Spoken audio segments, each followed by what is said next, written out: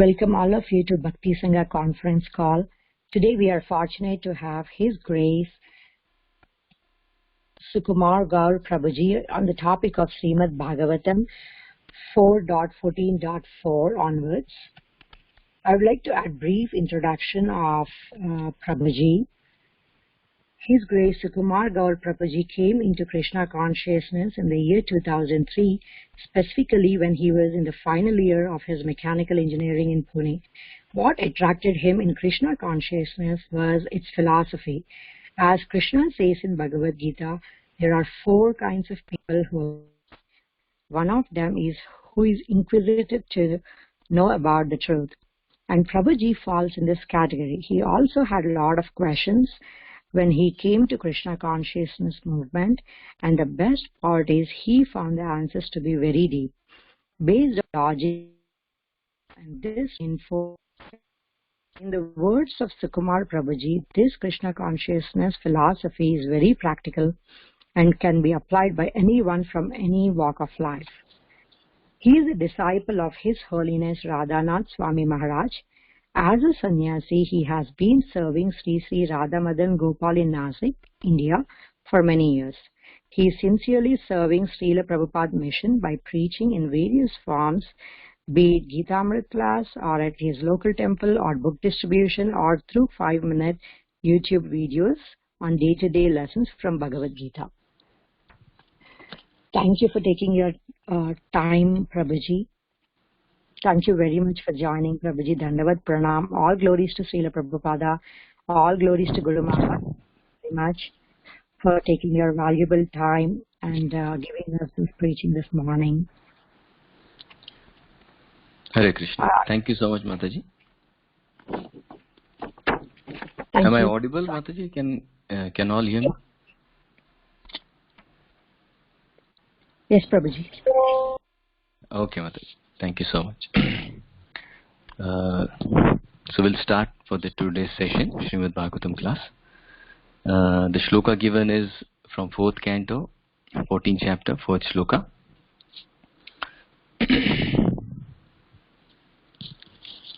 Sa arudha nripasthana unnado ashta vibhutibhi avamena mahabhagan stabdha sambhavitasvata.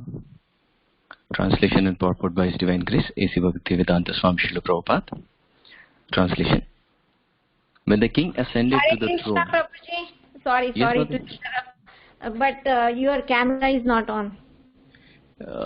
Somehow... Yes, Mother, we'll try it out. Yeah. Because you did before, but now it's not. Is it okay, Mataji? Can everybody see? Oh, no. Just click on camera. Yes, Mataji, we've done it. Has it come, Mataji? Yes. Yes, Prabhuji, now we can see you.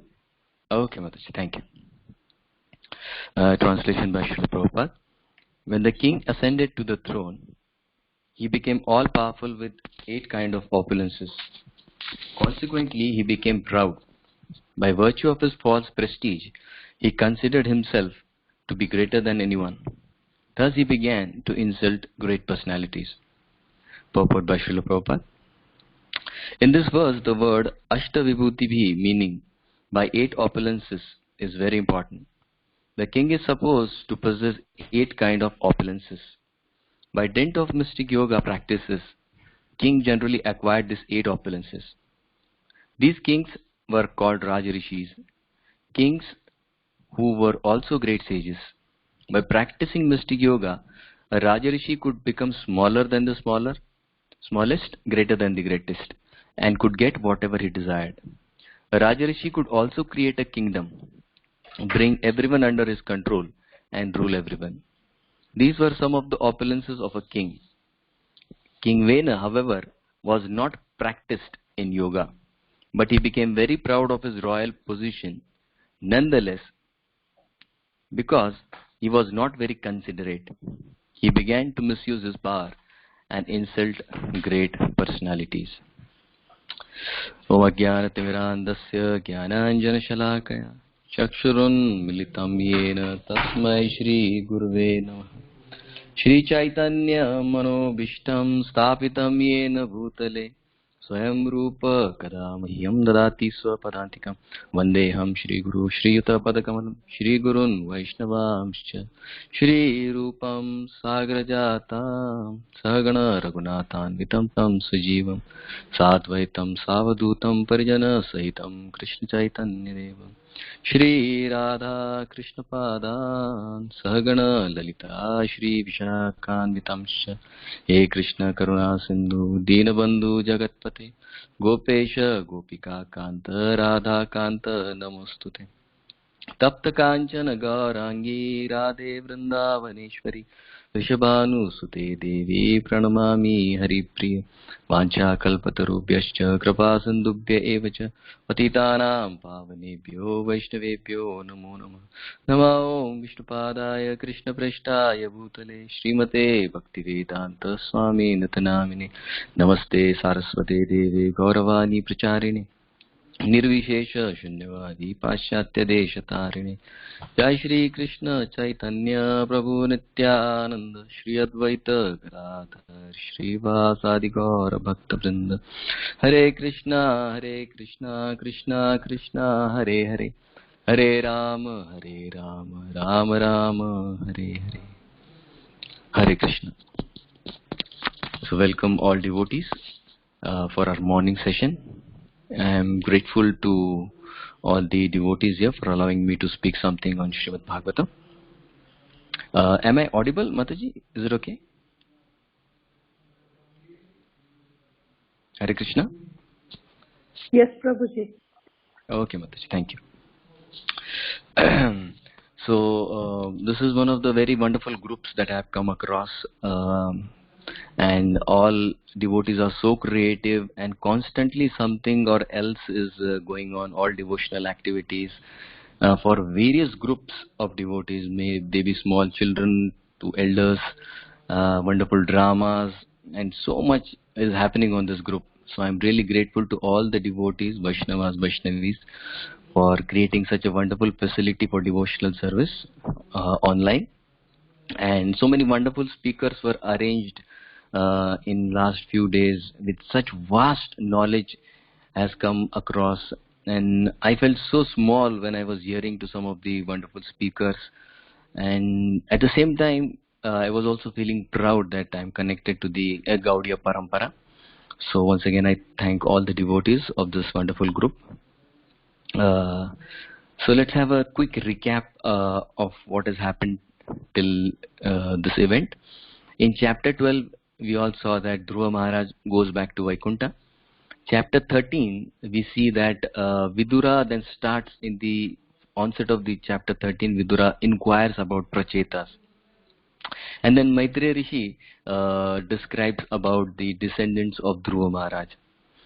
Then he goes on to say that Utkala, who is the senior son of Maharaj Dhruva, he is a pure devotee. He has no interest in ruling the kingdom, and hence the kingdom is handed over to his another brother, Vatsara. And after Vatsara, the seventh king is Maharaj Anga. And Maitreya Rishi tells that the seventh king, Maharaj Anga, he leaves his home disgusted due to his son Vena, who had no good qualities at all. And when Vidura hears that Maharaj Anga, who comes in the line of Dhruva Maharaj, who is pure devotee, and Maharaj Anga himself was such a qualified and a saintly king, how can he have a son who has no good qualities at all? So in the 13th chapter, 21st shloka, Maitreya, Vidurji is to Maitreya saying that he's making a question, how could a saintly king, Shila Nidhi means he has so many saintly qualities. He is also a sadhu. Brahmanasya means he is lover of Brahmana. He is Mahatmana. Mahatmana is a great soul. And how could such a Mahatmana have a dushta praja? Praja here means prakrishta rupena ja, means janma. So praja also indicates to the citizens, and also praja is used for son. So he is asking dushta praja. How could a saintly king have such a dushta or a bad son who has no good qualities? And then Maitreya starts speaking about the birth of Vena and his coronation as a king. So in today's talk, we'll discuss 3 points as to why did King Anga, who was such a pious king, get a cruel son like Vena. Second point we would discuss is how the Lord plans for the deliverance of his devotees. And third and brief point we'll be discussing is parenthood is not just about the experience of being a parent, it is about creating a legacy. So these are the 3 topics for today's discussion. So in this 4.8.1 to 5, which is the chapter where the pastime of Dhruva Maharaj starts, I purposefully am taking back just to make the point more clearer. So from Shloka 1 to Shloka 5, Shukdev Goswami introduces the lineage of Adharma.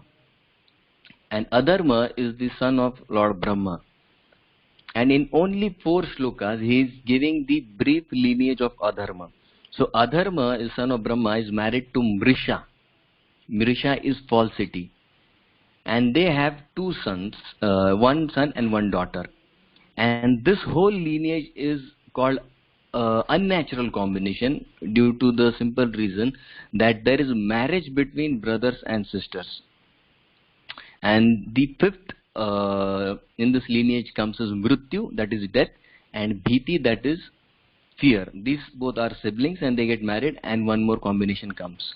So there Shukdev Goswami says that this unnatural combination of family life is the cause of destruction. Destruction is Pratisarga. Sarga is creation and Pratisarga is destruction. So the daughter of this Mrityu is Sunita, who later on becomes the wife of Maharaj Anga. So we see that the birth of this queen Sunita is in itself having a lot of impurities in her birth. And hence, naturally equivalent qualities are seen in her. The story of Sunita is given in Padma Puran. Her background will be more clear when we understand the whole story. I'll narrate the story in brief. This comes in Padma Puran. One day, this Sunita, who is the daughter of Mrityu, that is death, she goes to a forest with her friends. And in that forest, they see that a Gandharva Putra, whose name is Shushanka, he is practicing tapasya for Mata Saraswati so that he could become an expert singer, devotional singer. When Sunita and her friends see that this person is practicing some kind of austerity for singing, then they purposefully start troubling him. They try to bring some obstacles in his singing practice. And eventually he becomes the Sushanka. He tells them that please go away. I am doing my daily practices here. So please kindly don't disturb me. You have a lot of space there. You can play and do your activities. But Sunita and her friends, they don't listen to him, and they continuously keep troubling him. And this is not a day's affair. Every day Sunita and her friends, they come and they keep troubling this Sushanka. And one day, as usual, Sushanka says that please allow me to practice my sadhana, and please you can go somewhere and play. So this day what happens, this Sunita, she becomes so wild that in her disturbed state of mind, she slaps Sushanka. And in that rage of anger, she introduces herself that, do you know who am I? She says, I am the daughter of the killer of the whole world. Daughter of killer means I am the daughter of Mrityu. The point here to be noted is when a person speaks something about himself, that indicates his mindset. When Sunita chose to introduce herself, how did she choose to introduce? She chose that she is feeling proud that, do you know who am I? I am the daughter of the killer of the 3 worlds, Mrityu. That is my introduction. That is my identity. So she is showing her qualities through her speech. Her mindset is shown there. And when she comes home, she tells her father, Mrityu, that this is what has happened in the whole day. And to amazement, Mrityu says nothing about this event. He just keeps mum. And the next day again, Sunita goes with her friends and they play there, and the same thing happens. They again slap this Sushanka, and now Sushanka couldn't handle anything, and in the rage of anger, Sushanka curses Sunita that you will have a child who will be harsh in his behavior and who will be offender of Lord Hari and the Brahmanas. So this is what Sushanka curses Sunita. And mind it that even after being cursed, she is not able to understand the gravity of the situation. She becomes more angry, leaves the place and goes and tells to her father what has happened. And now the father, who hasn't spoken anything or hasn't corrected his daughter till now he comes to understand the gravity of the situation. And then he chastises Sunita and says that please understand that you have acted wrongly and now you will have to pay for your misbehavior. So the first duty of any parent is that make children responsible for their action. Make them fully aware that they will be held for any action, may it be good or may it be bad. They have to pay, they have to undergo whatever comes. For example, nowadays we have seen that there is so-called freedom that is given to the youth today. But that freedom comes with a cost. And what is that cost the society is paying? We have seen that there is rise in teenage pregnancy. Freedom is there, it's good. But the point is the youth made capable of handling the freedom? Freedom in itself is good because the Shastra called freedom as Swatantrata Ratna. It is a Ratna, it is a gem. But are they able to handle that gem properly, the so-called freedom they have been given? No, that is why Prabhupada in every purport is making one point that training is compulsory, training is must. And that training in what? To make them a responsible human being, a responsible person who takes every call of his action based that he has an understanding that yes, I will be responsible and I have to pay for it. Now, on the other side, the story covers the other half, that Maharaj Anga, who is the son of Atri Rishi. The same story, but other part. The other character is taken. Maharaj Anga, one day he goes to Swargaloka and there he sees Lord Indra sporting with the heavenly ladies there.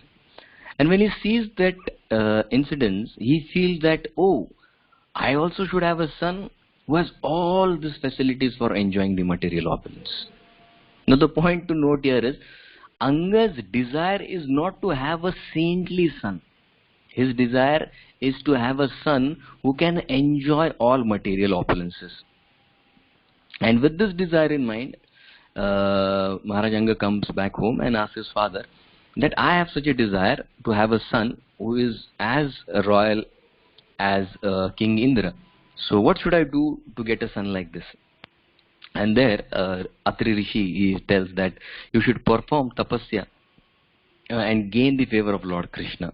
So he goes to Meru Parvat, and in Meru Parvat, which is surrounded by gold and gems, he sees all this great opulence, the heavenly damsels, they are singing, some are chanting mantras.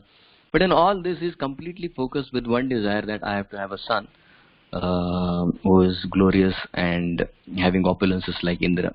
So he chooses one cave and then he performs intense tapasya there for a long time. And after this intense tapasya, he becomes weak. But in spite of his weakness, he becomes more effulgent. And that is the sign of real tapasya. Real tapasya means you may become weak or thin and lean, but the effulgence in your body grows. And that is the sign that yes, tapasya is moving in the right direction.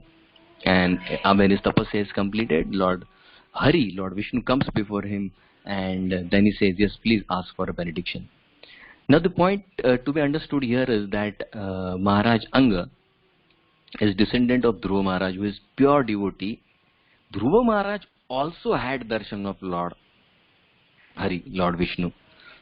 But when Dhruva, who had such an intense burning desire, material desire, when he sees Lord Vishnu, what is he saying? Kachan vichinvan api divyaratnam swamin kritartasmi varam nayacha. I am not at all interested in any material benediction, my lord. Please take me along with you back to Vaikuntha Loka. And exactly on the contrary, here we see that Maharaj Anga has performed such intense tapasya. Please understand, having darshan of Lord Vishnu is the rarest of all things according to Srimad Bhagavatam. The rarest of all things. To please Lord Vishnu is the last thing in tapasya. And here is Maharaj Anga who has performed intense tapasya. Lord Hari is standing before him and he is asking two benedictions. First benediction he is asking is that please have mercy on me and give me real knowledge, the knowledge which can deliver me from material existence. And my Lord, also I have one more desire. If you feel so, please grant this benediction also, that let me have a son like Indra. Now these two desires are exactly contradictory. Exactly contradictory. One is completely spiritual, one is completely material. And the Lord, he says, okay, I'll fulfill your desires, and he leaves. On the other side, now the father of Sunita, he goes searching for a husband for his daughter. He goes to Indra and requests Indra to marry his daughter Sunita. But Indra declines, saying that, I know your daughter is highly qualified, but also on the other side, she's cursed by this Gandharva, and so I won't be able to marry her, because she's going to have a son who will be an offender to Vishnu and Brahmanas. And then he gives an example there, just like one drop of alcohol spoils the whole water pot, similarly one foolish son can spoil the name of the entire family. And then Indra drops the proposal, and then Mrityu, who is feeling so bad that he comes back and tells Sunita that please, you have to understand the gravity of the situation. You will have to change your childish nature, your improper behavior, and my suggestion is, if you want to change your association, please associate with the sadhus. Why sadhus? Because they are so pure, by the power of their purity, they can even change the impure mind of any living entity. And then he gives a example that when gold, which is taken from an ore, is impure, and when it is put in fire, it gets completely purified. Similarly is the association of sadhus. Their intense association is like the fire which purifies any person of his impurities. When Sunita understands the gravity of the situation, that nobody is ready to marry her, then she goes to forest for performing tapasya. And she performs tapasya for some days, and what happens is that her friends, they are not able to find Sunita, so they come searching for her, and they see that she is performing tapasya. Then they ask why she is performing tapasya. Then Sunita tells the whole story, the whole event that has happened. And then the friends, they feel, oh, it's so sad that you have gone through such turmoil in your life. Now, having good friends is such good importance. Now, what the friends suggest to Sunita is, they tell that, okay, you want to have a husband in your life, okay? Now, the friend suggests that try to attract a person by hook or crook. And the example that the friends give is, even Yudhishthir Maharaj, he spoke lie to kill his own guru. So to achieve a husband by hook or crook is not a problem. And they gave her some mantras by which Sunita can attract a handsome person. And one day when Sunita and her friends, they are roaming in the forest of Indra, and then there they come and see that there is Maharaj Anga, who is performing tapasya there on the bank of Mandakini Ganga. And when they see this, they come and ask to Ramba, who is one of the heavenly apsaras, that who is this person who is performing such tapasya here. Then Ramba tells that he is the son of Atri Rishi, and he has got a benediction to have a son like Indra, which is given by Lord Hari. And now he is performing tapasya for getting a suitable wife. And then Ramba says, he is the right match for you. And then we see that in every movie, and immediately when the heroine wants to impress some hero, what she does, she gets a nice makeup, and that is what Ramba does. She makes her externally so beautiful and so charming, that her external beauty, if anybody could see, he will surely consider to make a proposal. And then Sunita goes with all this beautiful makeup, looking extremely gorgeous, and then in the beautiful voice where she starts singing, where Maharaj Anga is performing his tapasya. And we know the usual course of the story is that Maharaj Anga, when he hears the voice, beautiful voice, the nice voice, and when he opens his eyes and sees the beauty of Sunita, immediately he has a desire to marry her. And then he gets up from his tapasya, and then he goes and meets Sunita, who is accompanied by Ramba there, and he says that, who are you and whose daughter are you? Under whose protection are you? And then she tells the whole thing, and then Ramba, she makes a very clever plan. She says, okay, you want to marry her, we'll allow you to marry her, but we want you to promise that you will never ever leave her. And this is what Sunita wanted. And then he says, yes, I offer my hand to Sunita, and I will make sure that I will keep her happy on all levels. I will give her all the necessities that are required, and I'll make sure that I never leave her. And then both of them get married. And later, they have a son who is this Vena, King Vena. Now, in the whole incident, two things are very important to understand. That Sunita never told her husband that she is cursed. And this is the highlight. The external beauty is really charming. This material beauty is indeed charming, because in 10th chapter of Bhagavad Gita, Krishna says, this is my vibhuti. This is, I am the displayer of this beauty. It is coming from me. I am the source. So it indeed is beautiful. But more beautiful than the external beauty is the factor of loyalty, the factor of transparency in any relationship. And when this transparency, when this loyalty is not there, then the entire relationship is spoiled in no time. And that is why Maharaj Anga could never figure out that how could a person who has performed such intense tapasya for Lord Hari has got a son like this. Now the question is, did Anga become cruel in one day? No.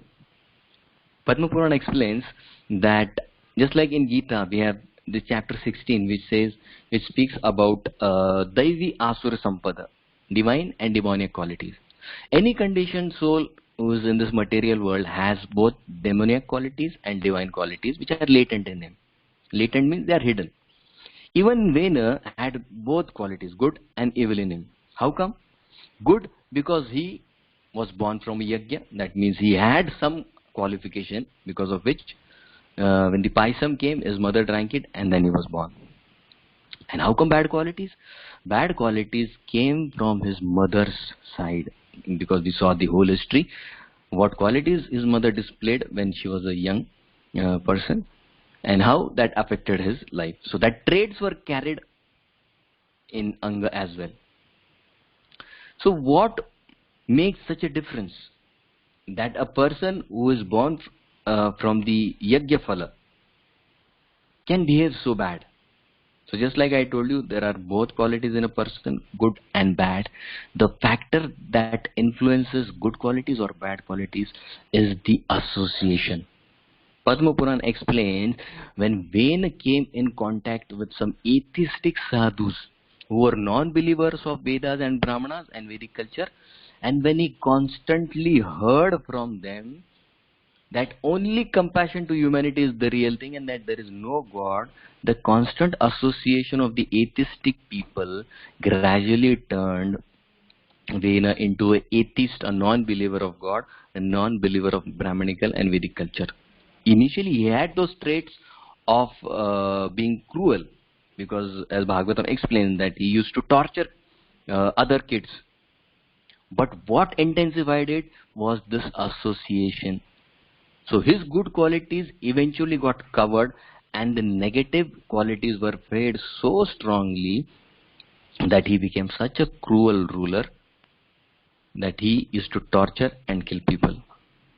So this will become this will be more clear when we read the when we read the chapter when Vena's body is churned. The first thing that comes out is Bahalika, which is the impure part of his personality, and then comes out Prithu Maharaj, which is the pure part of his personality.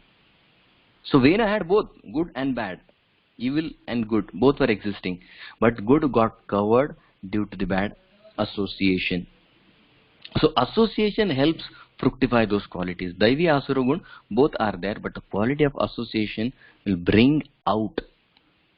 So the point is that devotion to Sri Hari will never go in vain. Just like somebody may say, he has come from a yajna. How come? But the point is, when Prithu Maharaj came out, why did Prithu Maharaj, who is considered as the Satyavesh avatar of Lord Vishnu, come? Because there was a good quality, there was the factor of devotion in Vena also. So devotional service to Lord Hari never goes in vain. Any pure activity never goes in vain. It will be covered for some time, but later, at due course of time, it will come. It will surface again. That is what we see in this part when Prithu Maharaj takes birth from the pure side, the pure content which was there in Vena. So we see in this chapter, in the shloka number 2, that when time came, when Maharaj Anga left the kingdom and there was no king in shloka number 2, then the sages, they called all the ministers, the top citizens, and Mother Suniti, that should king, that Vena be made the king. Now you will be surprised, Shukdev Goswami says, Asammatam, and Vishwanath Chakravarti Thakur.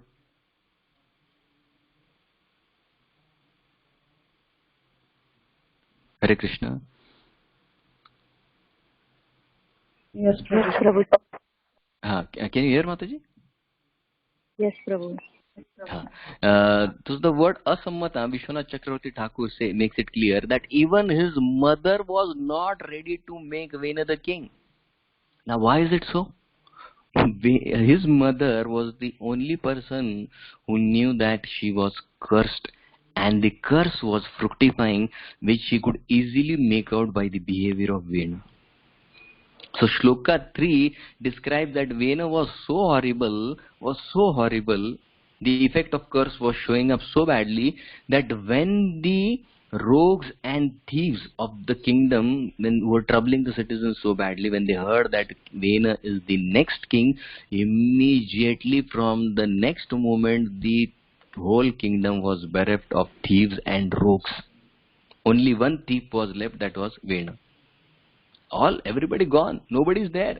Because he is such a cruel person, if he finds out any person doing any mistake against his will, he is dead.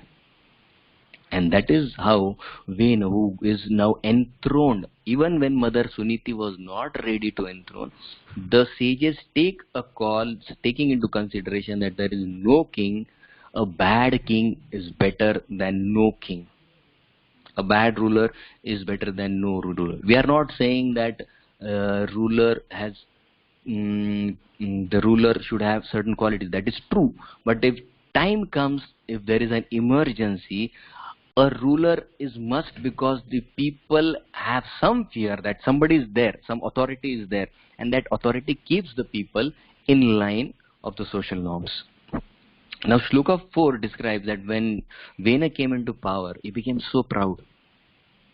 Why he became so proud? Because this is the first symptom of his association, the atheistic association, and this is the atheistic culture, first symptom of atheistic culture. What?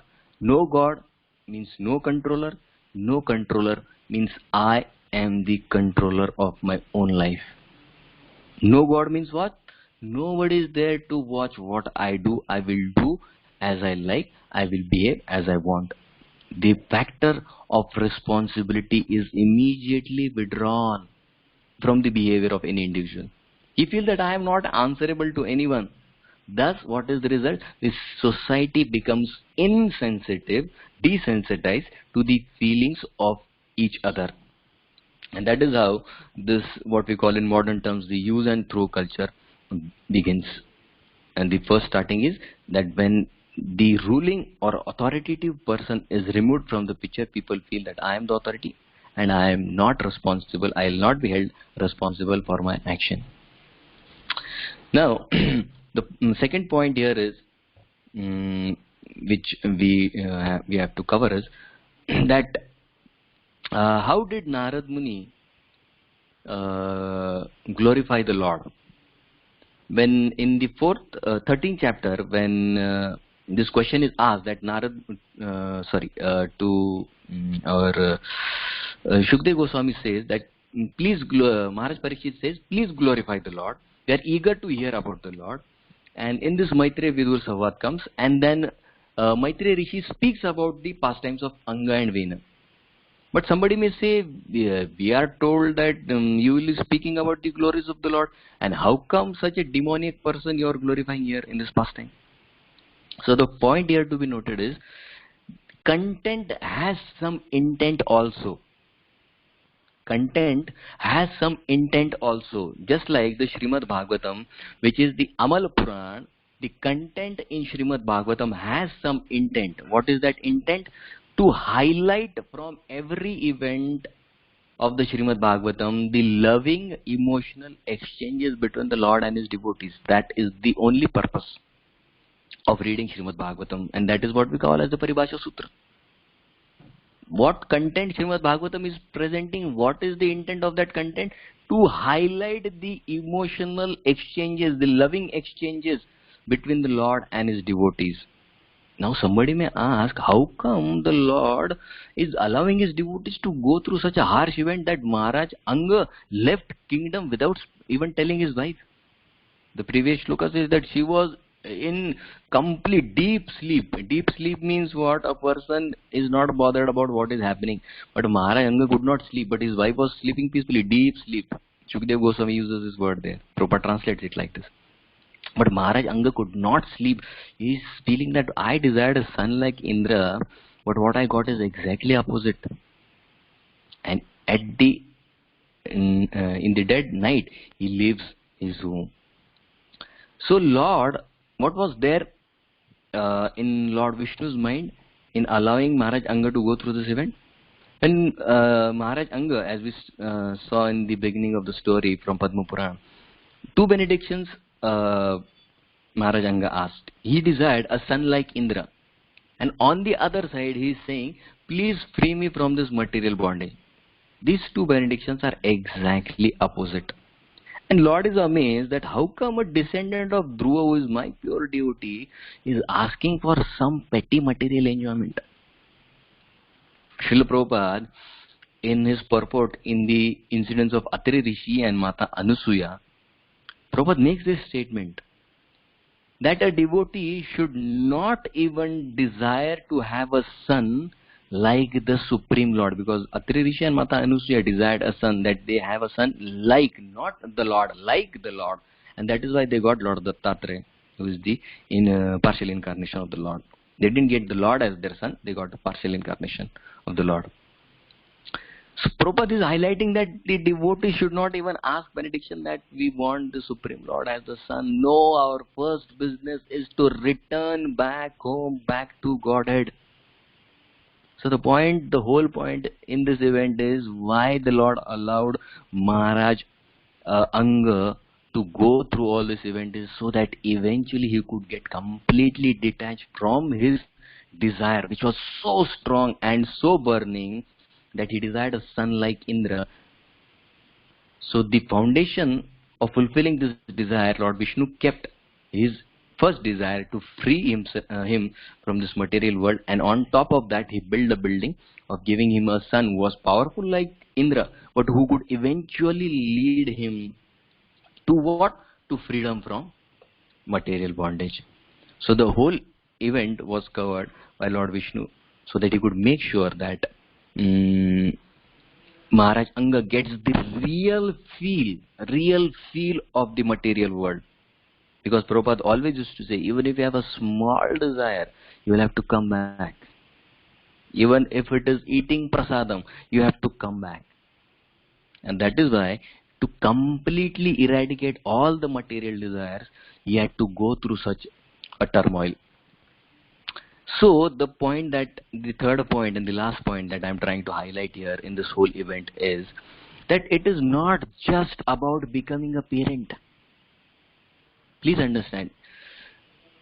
What is the intent of parenthood? The intent of parenthood is not just becoming a parent and going through the emotions of having a kid and growing a kid and then having a life with him, and then at the end of the life you are dependent on him. No.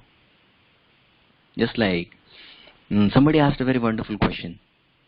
Who is more important? Is a Kavi more important, or the Kavita of the Kavi is more important? Is the poet more important, or is the poem of the poet more important? Kavi means poet and Kavita means poem. So who is more important? Is the Kavi more important, or is the Kavita more important? Just like in India we have this song, "Ye mere vatan ke loko, tera aankh mein bhar lo pani." It is a patriotic song. Now the person who wrote this song, when he wrote the lyrics and gave to one of the famous singers here, Lata Mangeshkar, she sang this song. So when the song was given for her to be sung, and the whole music crew was there, the whole music troupe was there, and Lata Mangeshkar is singing the song, and the whole troupe who is sitting outside, when she sung the whole song of "Ye Mere Vatan Ki Logo," this is a patriotic song, the entire crew was crying. Why?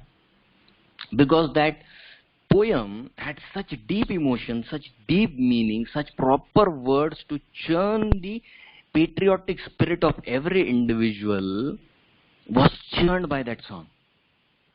And the best part of the whole event was, the poet who wrote the song was not there. Till date, every 15th August or 26th January in India, this song is sung. But till date, nobody knows who is the poet of this song. But everybody sings this song with the same zeal, with the same zest. Why? Because the words, there is deep meaning, there is deep emotional churning that is happening through the words of the poet. Poet has already left, but his Kavita, his poem is still existing. So the poet may leave, but the Kavita keeps on existing for a long time.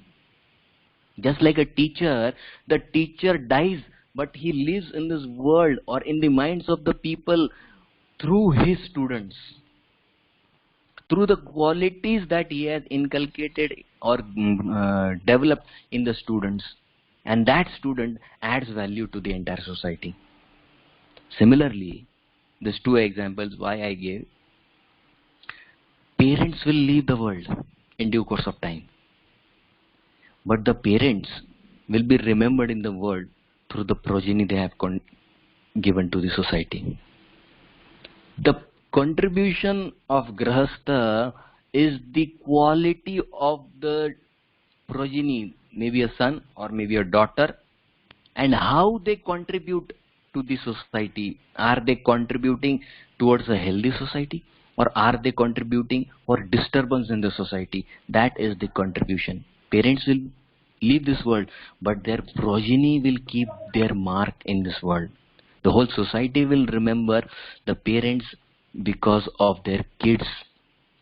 That is the contribution of the parents to this world. And that is why being parent is not just about, parenthood is not just about being a parent, but it is about creating legacy for this world.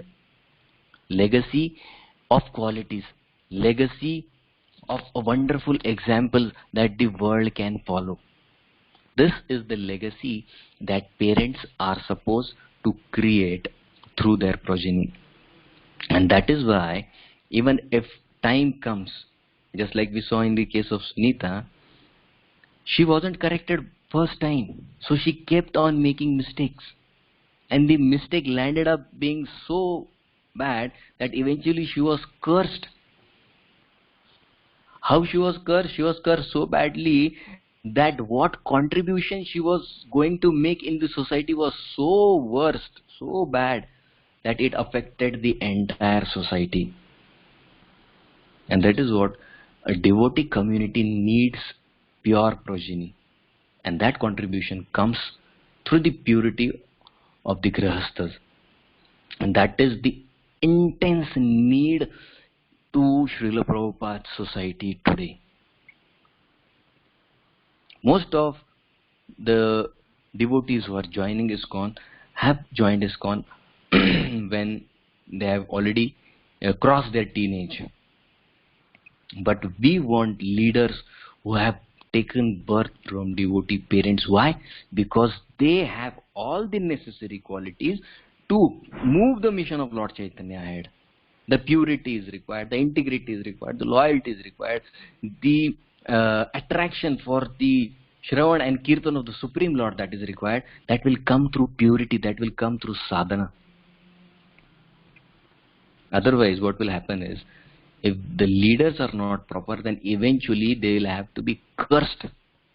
Just like here we see, why Vena was cursed? Actually, curse is not something that is to be seen in a negative sense. No. Curse, what is curse? Curse is nothing but a way in which a person can be made sober. A person, just like Vena, he had to be made sober. Just like in Chaitanya Charitamrita, we have this wonderful example of Gopal Chapal, Gopal Chakravarti. Now, Gopal Chapal was so proud of his Brahminical birth that he dared to offend Srivas Thakur. Srivas Thakur forgave him, but Lord Chaitanya did not forgive. He got such severe leprosy that he was told that please you move outside the village. He used to stay alone in the forest. And Lord Chaitanya used to see him so many times. He fell every time at the feet of Lord Chaitanya, said, please forgive me. I beg forgiveness from you and your devotees. But why it took him so long for Lord Chaitanya to forgive him? Because initially the forgiveness that he was asking was superficial. For that intense and the real forgiveness to be begged, he had to go through the suffering. He had to go through the whole event of suffering just to come to the sobriety that yes, it hurts somebody when I speak harsh words. It hurts somebody when I abuse somebody physically. How will I understand that if I beat somebody, just like Sunita beat that Gandharva, how did she realize, how will she realize, or how will I realize when I make a mistake? Nature has a very simple method. They will allow you to go through the same experience. The powerful and the most wonderful example that I find myself is from Srimad Ramayana. We see the life of Dashrath Maharaj. When Dashrath Maharaj was full of power, he was the prince, the charming prince, the prince who knew the Shabda Bhedi Vidya. He was so proud that night he stayed in the forest and he thought that let me use initial two sounds that he heard. He hit the target and those were the animals. He said if two are right, third must be right. He didn't consider and he shot the third arrow thinking it was an elephant who has come to drink water. But it was not elephant, it was Shravan Kumar. And when Shravan Kumar died, he said, please pass on the message to my parents who are blind and thirsty for water. He goes there and he tells the reality. Now he is the prince. When his parents, Shravan Kumar's parents, come to understand that he is the next king, they said, we want to curse you so badly, but we can't curse you because you are the next king. And the second thing you did good was that you came and told the reality. So we will not curse you, Dashrath. What we will do is, we want that the pain that we are going through right now in separation from our own son, you will experience the same in due course of time. And this event, when Dasharatha Maharaj tells to his wife, he tells it when he is on his deathbed, and when he completes this, conveying this, that this is what has happened, and this is the reason of the curse, and this is what has happened because of that. And when he speaks this out, the next day he leaves his body. So curse is meant to sober somebody. Punishment is meant to sober somebody. That pride of power and money, how will it be sobered? He has to go through that series of same events, and then he comes to the realization that yes, this is not worth doing it. Just like yesterday, wonderful example was covered, Nalkuer Manigriv. They became sober when they were cursed. So as devotees, we are not here to collect curses, but we are here to collect blessings. The blessings of devotees, which will make this Krishna consciousness, which is already wonderful, Susukham Kartumavya, even more Susukham. That the pains that come along the way will not be able to perceive it. That kind of happiness will be we'll be able to have only when we have the blessings and not the curses of devotees. Thank you all so much for your kind and patient hearing. Hare Krishna. Srila Prabhupada ki Jai, Grantaraj Srimad Bhagavatam ki Jai. Hare Krishna, Prabhuji. Please accept my humble obeisances. Such a beautiful, comprehensive class. Thanks for touching upon their previous births, and that kind of makes the story complete. Yes, ma'am. Thank you so much for all the research work that you have done. So, Prabhuji, I had a couple of questions. The first question was regarding this particular verse that you spoke. 4:14:2. When you were commenting on Asamatam, you said that they had the permission of Asamatam. So you were telling that Sita knew that her son was, she was cursed to have a bad son. So she also approved of this fact being in the assembly. But however, the translation itself says that the great sages called for the mother Sunita, and with her permission they installed Vena, in spite of the ministers disagreeing with it, right? Like how did... Yes, Mataji. Yeah. So Vishwanath Chakravarti Thakur makes this point very clear. He says that Asammatam, three people were not agreeing to the proposal. First were the ministers, second were the citizens, and third was Mother Sunita. So Asammatam is clarified with these three people in Vishwanath Chakravarti Thakur's commentary. Is that okay? I don't know, maybe I have a different version. I'm just looking up and it says there are two other versions of the text with Prakriti Asamatam. Only that part I see. Anyway, maybe I just don't have the whole thing. But anyway, it's there in Vishwanath Chakravarti Thakur's commentary. Okay, bro. Yeah, it's there. Yeah. And yesterday Prabhuji also covered this point, Asammatam. And that same thing is taken from Sridhar Swami's commentary, and Vishwanath Chakravarti Thakur is taken from Sridhar Swami's commentary. Yes, I see that part, but I didn't understand the point that Sunita had disagreed. So, this is what Vishwanath Chakravarti Thakur is. The three people, and the third was Mother Sunita. Why? Because she was aware that if this person comes and becomes the king, then the whole kingdom will become unstable, and that is why disagreement part came in picture. Okay, Prabhuji, thank you so much for clarifying that. And one more question I had, I don't know if it's a stupid question, but I just wanted clarification on this. The point I wanted to ask is when we were talking about the birth of Sunita, coming from Rityu and Bhiti, maybe, I'm not sure. Yes. But correct. you were talking about the point that they were siblings. They were siblings, and hence Shukadev Goswami calls it unnatural. But my question is kind of when you see the progeny of Brahma, because Brahma is the only person who was creating progeny at that time. You see, obviously the siblings were only getting married, right? At that time. Now it is unnatural. But for that time, it was the most natural thing, right? at the time of creation, only siblings can get married because there's no one else. Is that correct? Or because the rest of the Brahma's creation, we see a lot of sibling marriage. So only why is this particularly picked as unnatural? Was my question. This will be clarified in. Mataji, voice is breaking. I don't know. Is it okay? Yeah. This will be clarified, Mataji, in the secondary creation that Lord Brahma does. So it is not that only Brahmaji is creating. Brahmaji has rishis also who are there to help him in his creation. Yes. So that set of rishis are always there to help Brahmaji. But initially, just in last session, I also told that they were procreating only through their strength. They were not accepting any partners as such, because Sukumar declined exclusively because there is a lot of entanglement in family life, and that is how Lord Brahma. This is clarified in Srimad Bhagavatam also, that Lord Vishnu he brings out the first pair from the body of Brahma, that is Swayambhuva Manu and his wife.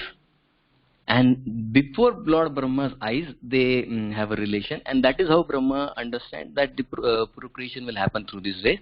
And then the other sages, they are also told that you also get married, because some of the sages have a lot of daughters and other sages have sons. So in this way the progeny is created further. So it is not said as such that initial marriages were exclusively between brothers and sisters or siblings. No, this exclusive thing is considered adharmic because this was the first set that came up. Okay. Yeah. Thank you, Prabhuji. Thanks for the clarification. Yeah. Hare Krishna, Prabhu. Actually, my question was exactly identical to that one. So just to see if I don't know if I got the answer correct, but the reason why we wouldn't call the initial, progeny or pairings of Lord Brahma's children, we wouldn't call that like incestuous, is because those initial progeny of Lord Brahma, they were able to produce progeny without partners, and then only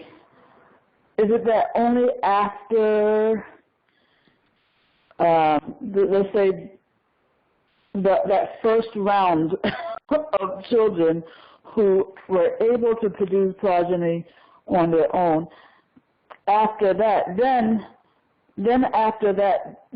if siblings were paired, then that would be unnatural.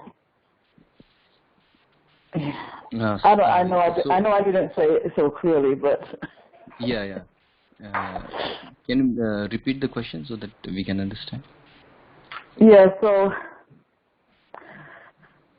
as Manji was saying, it seems like the initial partnerships would have been unnatural, but I don't know if I understood you to say that they weren't unnatural because they were able to produce progeny without the help of accepting a partner. Correct, yeah. But then afterwards, the future generations, they did need.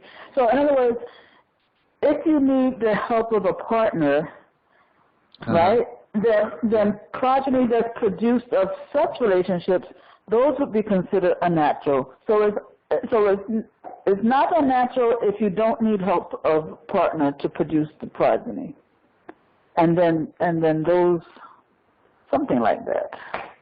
Yeah, the point is, Mataji, what you have said, let me try to repeat it. You are saying that the progeny which is born without the help of a partner is unnatural. No, that's natural. That's That's because natural. Okay.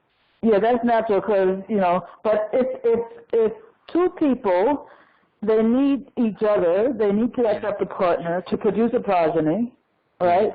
And then any union between that progeny becomes unnatural. Okay, when now I've got a bit. So let me clarify. The progeny, there is something called as Sapta Rishis. There is something called as Gotra. Gotra means to which Rishi your lineage goes back. So when marriages are performed, they check out whether they are belonging to the same Gotra.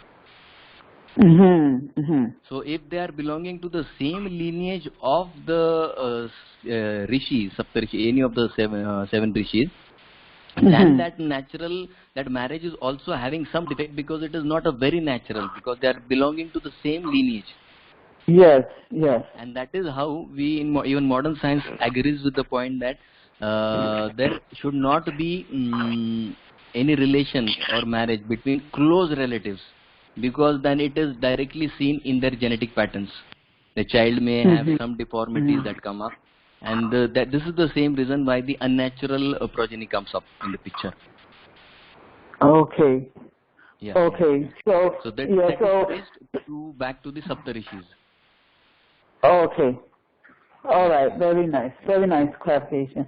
And then one other question I had was about Sunita, because I do know someone who was, upon initiation, she was given this name Sunita, but in this lecture today, she's characterized, in like a negative way. So I'm just wondering why Anis Controversy would have been given this name. Actually, Sunita. the real meaning of Sunita means one who has a very good niti, means her mindset is very clear and pure. That is the real meaning of Sunita.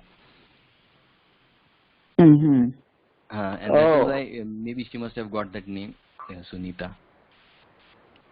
Yeah, but my goodness, such a and also Sunita, and then is it the same meaning, or is it a slightly different meaning? The name Suniti in the Yes, Mother. That's almost the same. Sunita and Suniti. That they have almost the same meanings. And again, you said it is Su means like very, like emphasis, right? Emphatic. Good. Yeah, that is good. Very good. And Niti means mind. Mindset. What is pure it? Mindset. Mindset. Su means good or pure, and Niti means how is her mindset. Okay. Thank you very much, Prabhu. Alex. Yeah, very nice class. Thank you. Thank you.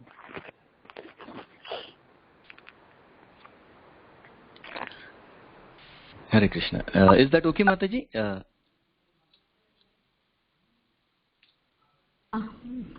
Hare Krishna, Prabhuji. Yes, Mataji. Dandapam. I also have questions. Mataji, just a request, a bit short of time, so is it possible we take next time? Okay. I can ask offline if you have time. Yes, Mataji. Yes, thank you. Okay. Thank you so much, Mataji. Hare Krishna. Srila Prabhupada ki jai. Hare Krishna, Prabhuji. Thank you so much for the beautiful class. Let us all offer obeisance to Prabhuji and all the Vaishnavas. Vanja kalpatarupyasya vipasya evaja siddhanam Ananta Koti Vaishnava Vrinda ki jai. Namacharya Srila Haridas Prabhu ki jai. Srila Prabhupada Sukumar Prabhuji ki jai. Thank you, Prabhuji.